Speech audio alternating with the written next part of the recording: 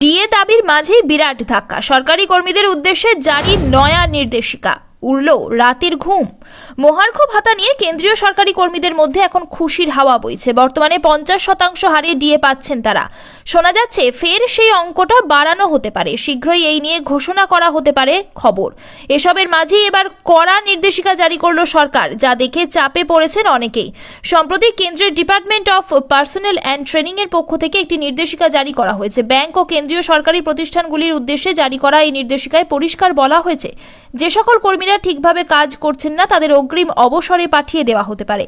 ফলে স্বাভাবিকভাবেই সরকারি কর্মীদের একাংশের মধ্যে হইচই পড়ে গিয়েছে বলে খবর। Department of personnel and training একটি নির্দেশিকায় সংশ্লিষ্ট মন্ত্রকগুলিকে ব্যাংক, পিএসইউ তথা পাবলিক সেক্টর আন্ডারটেকিং, স্বায়ত্তশাসন প্রতিষ্ঠান ও তাদের নিয়ন্ত্রণাধীন বিধিবদ্ধ সংস্থাগুলিকে কর্মীদের পর্যায়ক্রমিক পর্যালোচনার নির্দেশ দেওয়া হয়।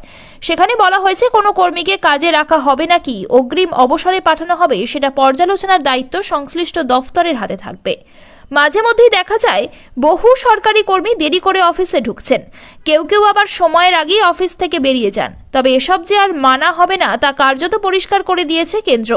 জানা যাচ্ছে এবার থেকে কেন্দ্রীয় সরকারি কর্মচারীদের mobile phone based face authentication system ব্যবহার করতে হবে। জারি করা এই নির্দেশিকায় বলা হয়েছে, যদি কোনো সরকারি কর্মী দেরি করে অফিসে ঢোকেন তাহলে হাফ ডে ক্যাজুয়াল লিভ কেটে নেওয়া হবে। মাসে 2 বার দেরি করে অফিসে ঢোকার পর ফের যদি কোনো কর্মী দেরি করেন তাহলে এরপর থেকে ওই কর্মীর ক্যাজুয়াল লিভ কাটা শুরু হবে।